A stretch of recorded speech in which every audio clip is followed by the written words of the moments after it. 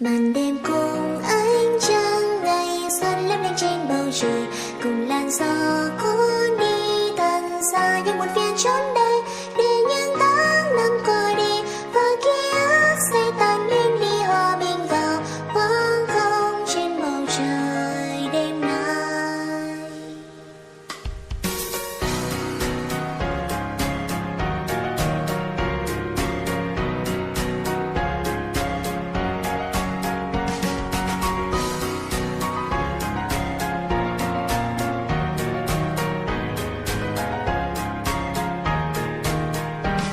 Thời gian đã trôi qua thật nhanh, em mơ về giấc mơ giờ đã tan. Nhìn qua anh chỉ còn căn phòng trống, giọt lệ vẫn mãi rơi giữa màn đêm.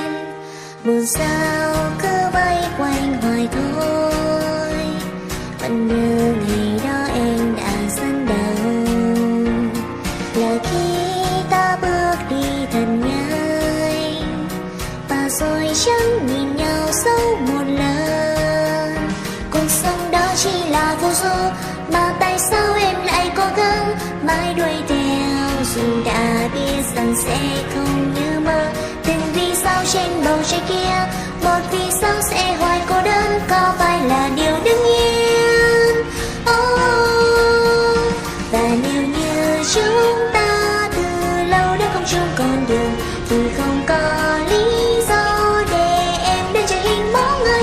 Giờ nước mắt thôi không rơi, và em sẽ không còn ghét anh ngày khi mà chính em đang cười thầm trong tim.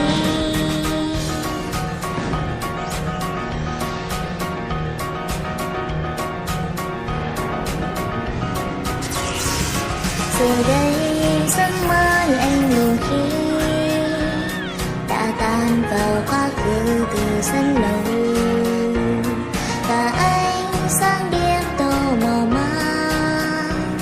Từng giọt nước mắt rơi như hoa trong ánh nắng mai, dù cho có trở về quá khứ, dù cho có yêu người lần nữa, cũng không thể trở về lại ngày xưa ta.